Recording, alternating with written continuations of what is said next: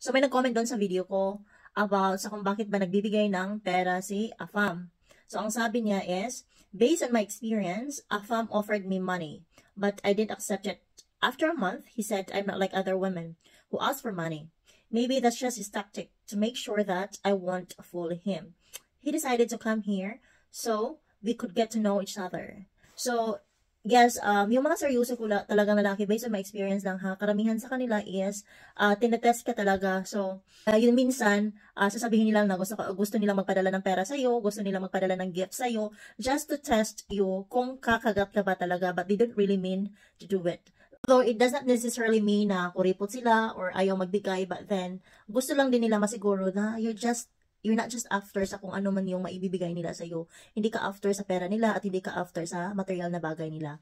Kasi yung pinakaunang afam ko talaga, ganun din yung ginagawa niya.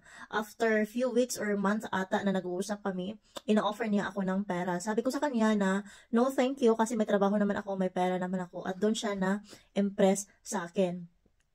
At sinabi niya talaga na, yes, tinitest niya daw ako at mayroon pa siyang ibang ginagawa para ma-test niya kung gano'n ba daw ako totoo, kung gaano ba ka-sincere sa kanya. So, yes, just be careful guys.